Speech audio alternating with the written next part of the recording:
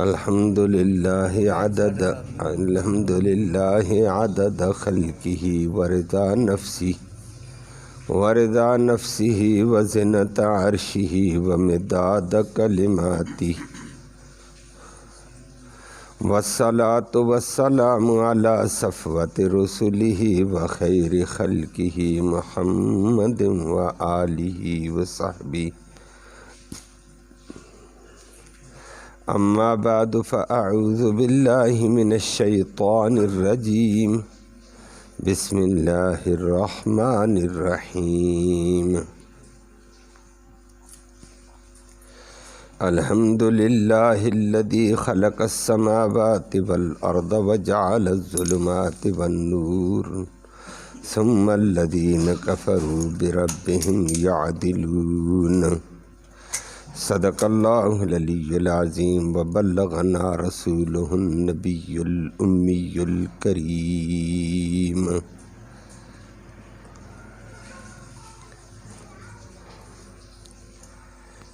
قابل تکریم معزز سامعین کرام، سورۃ الانعام کے ابتدائی آیات کا تذکرہ کل بھی سماعت کیا۔ سورۃ انعام کے موضوع سے متعلق بھی آپ کے سامنے گزر چکا تھا۔ ہر قسم کے شرک کی تردید کرتے ہوئے خاص طور پر جانوروں میں، کھیتی باڑی میں، غلے میں، اللہ کے دیے ہوئے اناج میں جو غیر اللہ کی نظر نیاز دی جاتی تھی، منت منوت، صورت میں اس کا تفصیل سے رد فرمایا اور اس کو شرک قرار دیا۔ اللہ سب کو محفوظ فرمائے۔ فرمایا اللہ کے دیے ہوئے جانور ہیں یا غلے ہیں، اناج ہے، کھانا پینا ہے، اللہ نے دیا، اللہ کے نام پر، اللہ کی رضا کے لیے، اللہ کے بندوں کو کھلاؤ، ثواب پھر جس کو چاہو بخش دو کہ اس کا ثواب فلاں کو پہنچے، فلاں کو پہنچے، فلاں کو پہنچے۔ سورۃ انعام کے شان نزول میں نبی کریم صلی اللہ علیہ وسلم کا ارشاد مبارک ہے کہ جب سورۃ انعام نازل ہوئی، یہ مکہ میں نازل ہوئی، اور فرمایا چند آیتیں اس کی تھیں جو بعد میں الگ نازل ہوئیں، باقی ساری سورت مکہ میں نازل ہوئی، اور نزول میں جبرائیل علیہ السلام کے ساتھ 70,000 فرشتوں کا ایک بڑا لشکر آیا تھا، اور 70,000 فرشتوں کا لشکر جب ان آیتوں کو لے کر آیا، جبرائیل نے مجھے یہ آیتیں سنائیں، یہ سورت سنائی، سوائے چند آیتوں کی ساری سورتیں اکٹھی مکہ میں آئی، اور شرک کی کلی کھول کھول کے رکھی ہے۔ ہر قسم کی بد عقیدگی کو، ہر قسم کی بد عملی کا، شرک کا، رسم کا، رواج کا، غیر اللہ کی نظر و نیاز کی تردید کی ہے۔ تو فرمایا 70,000 فرشتوں کے آنے سے ہی پتہ چلا یہ کوئی اللہ کے معمولی احکام نہیں آ رہے ہیں۔ اتنے بڑے فرشتوں کا اتنی زیادہ تعداد میں آنا، اللہ نے بتا دیا یہ انتہائی رحمت والی صورت آئی ہے اور انتہائی اہم قسم کے مسائل کو لے کر آ رہی ہے، جس کے ساتھ اتنا بڑا پروٹوکول بھیجا گیا ہے۔ تو باقی چند آیتیں فرمایا وہ اگلے موقعوں پر آئیں۔ یہ مکہ میں انسانی عقائد کی اصلاح کے لیے، انسانی اعمال کی اصلاح کے لیے آئی۔ دوسری بات پھر آج سورت کو شروع بھی کر دیا الحمدللہ سے، وہ میں نے کل ذکر کیا تھا کہ قرآن کا ایک اہم حصہ کہ رزاق اللہ کی ذات ہے، روزی دینے والی اللہ کی ذات ہے، کل کائنات کو اس نے پیدا کیا۔ تو اللہ نے فرمایا، پہلی سورت میں اللہ رب العالمین نے ذکر کر کے فرمایا کہ کل کائنات کا پیدا کرنے والا اللہ، کائنات کی ہر چیز اللہ کی پیدا کی ہوئی چیز ہے۔ اللہ پیدا کرنے والا اور کائنات کی ہر چیز اس کی پیدا کی ہوئی ہے۔ الفاظ بدل کر کہہ دو بات وہی ہوگی کہ اللہ خالق ہے اور کائنات کی ساری چیزیں اس کی مخلوقیں بنائی ہوئی ہیں۔ تو اللہ نے تنبیہ کی خدا کے بندو خوف خدا کرو، اللہ کی بنائی ہوئی چیزوں کو تم اٹھا کر بنانے والے کے ساتھ شریک ٹھہرا دو، کتنا بڑا ظلم ہوگا۔ تو اللہ کی بنائی ہوئی چیزوں کو بنانے والے کے برابر نہ سمجھو۔ کائنات ساری اللہ نے بنائی ہے، چیزیں بھی اللہ نے بنائی، انسان بھی، حیوان بھی، جنات بھی، فرشتے بھی اللہ کے بنائے ہوئے ہیں۔ تو اللہ کی بنائی ہوئی مخلوق کو مخلوق ہی سمجھو، وہ اپنی بناوٹ میں بھی اللہ کی محتاج، اپنے وجود میں بھی اللہ کی محتاج، اپنی بقا میں بھی اللہ کی محتاج، اور اللہ کسی کا بھی محتاج۔ تو محتاج کو اٹھا کر تم اللہ کے ساتھ برابر ٹھہراتے ہو۔ خدا کا خوف کرو۔ فرمایا اللہ کو اللہ مانو کہ وہ خالق کائنات ہے، باقی سارے اس کی پیدا کیے ہوئے ہیں۔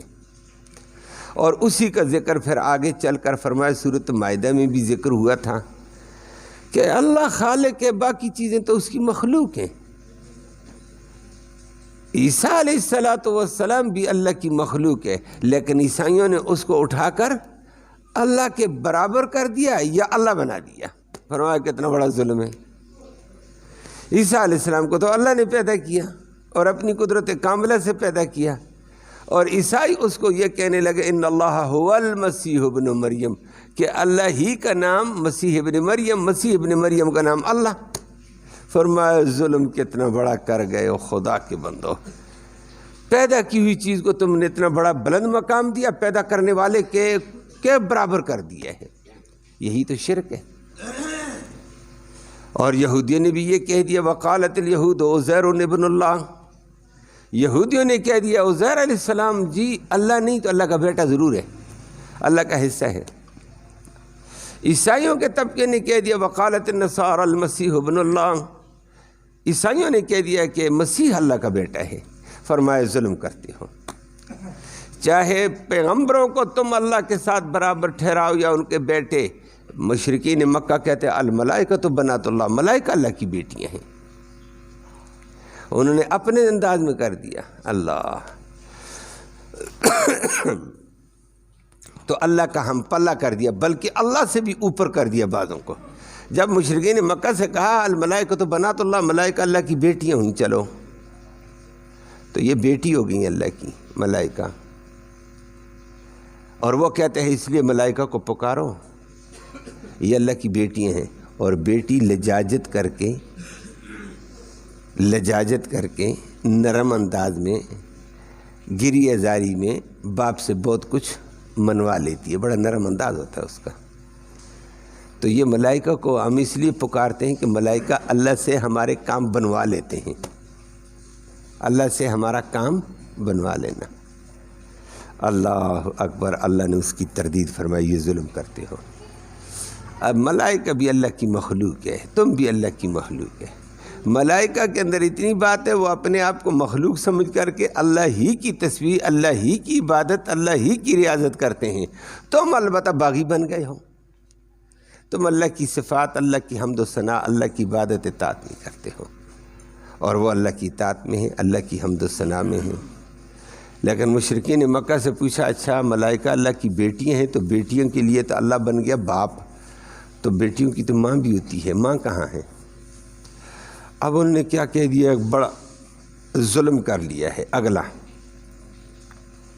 اگلا ظلم یہ کر دیا کہ یہ جو جنات ہیں سردار جنات ہیں، اس سردار جنات کی بیٹیاں فرشتوں کی مائیں ہیں۔ ملائکہ کو اللہ کی بیٹیاں کہا تو بیٹیوں کا جب اللہ باپ بن گیا تو بیٹیوں کی ماں بتاؤ، کہتے ہیں سردار جنوں کی بیٹیاں اللہ کی، یہ ان کی اللہ کی بیویاں ہیں۔ تو جن پھر کیا بنے؟ اللہ کے سسر۔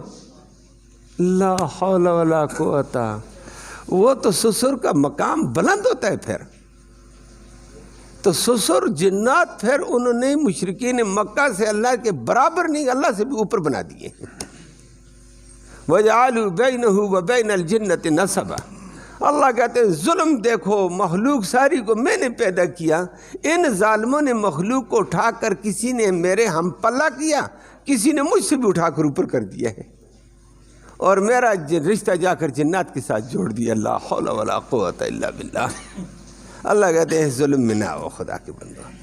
فرمایا قرآن کی پہلی آیت میں اللہ نے ذکر کر کے فرمایا اس حقیقت کو، الحمدللہ، تمام تعریفیں اللہ کے لیے، تمام کمالات اللہ کے لیے ہیں، تمام صفات عظیمہ اللہ کے لیے ہیں۔ اب اللہ کے لیے تمام صفات ہیں، تمام کمالات اللہ کے لیے، تو مخلوق ساری کو کمال نہیں عجز حاصل ہے، مخلوق ساری عاجز ہے۔ صفات کمال اللہ کے لیے ہیں اور اس کے ان کمالات میں کوئی دوسرا نہیں ہے، باقی عاجز ہے، وجود میں محتاج، اپنی بقا میں محتاج، اپنے کھانے میں محتاج، اپنی صحت میں اللہ کے محتاج، اور اپنے کام کرانے میں اللہ کے محتاج، اپنے انجام میں اللہ کے محتاج، ہر چیز میں قدم قدم پہ محتاج ہے، اور وہ کسی کا بھی محتاج نہیں ہے۔ پھر کمال تو اس کا ہے، تعریفیں تو اس کے لیے، باقی محتاجوں کے لیے کیا تعریف ہے۔ آگے اللہ نے ذکر کر کے فرمایا خلق السماوات والارض، زمین و آسمان، کل کائنات اس نے پیدا کی، وہ خالق ہے، باقی کل کائنات اس کی مخلوق ہے۔ کل کائنات کے اندر رہنے والے انسان بھی اس کی مخلوق، جنات بھی اس کی مخلوق، فرشتے بھی اس کی مخلوق، ہر چیز اس کی مخلوق ہے۔ تو مخلوق کو اٹھا کر اللہ کے ساتھ برابر نہ کرو، مخلوق کو اٹھا کر اللہ کے برابر نہ کرو، اس کا شریک نہ کرو، اس کا ثانی نہ بناؤ۔ فرمایا خلق السماوات والارض، اللہ نے ساتھ فرما دیا یہ کل کائنات بھی میں نے بنائی، لیکن اس میں بھی غور کرو، خلق السماوات، کہ میں نے بغیر مادے کے، بغیر مٹیریل کے، بغیر آلے کے اتنا بڑا آسمان بنایا ہے۔ واہ ربا تیری بڑی طاقت ہے۔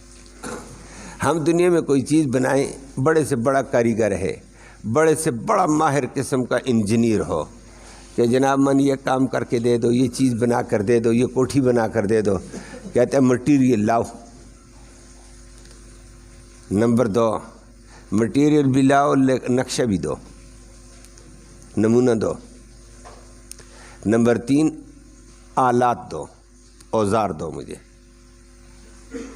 تو بڑے سے بڑا کاریگر، چھوٹی سی ایک چیز ہی ہم کہہ دیں قرآن رکھنے کے لیے تپائی ایسی بنا کر دے دو، وہ کہے ٹھیک ہے جی بنا کر دوں گا، میں مستری ہوں، میں بڑا صانع ہوں، بڑا کاریگر ہوں، لیکن اوزار مجھے دینا، میں اوزار کے بغیر نہیں کر سکتا ہوں۔ نمونہ اور ماڈل بھی دے دو، کس طرح چاہتے ہو۔ تیسری چیز، مجھے مٹیریل بھی لا کر دو۔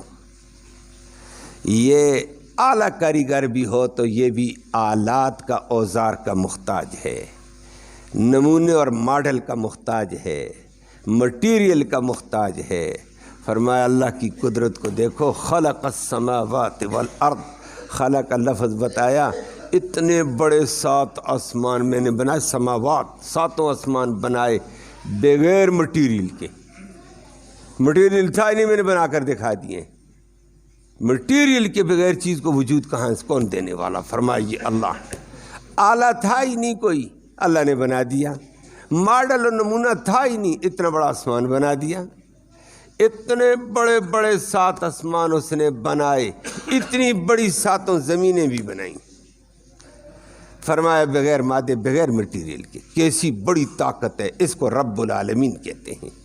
فرمایا پھر اس کو رب العالمین کہتے ہیں تو کہو نا الحمدللہ، تمام صفات کمال کا حق اللہ کو حاصل ہے، باقی بندے عاجز ہیں، کمال والا یہ ہے۔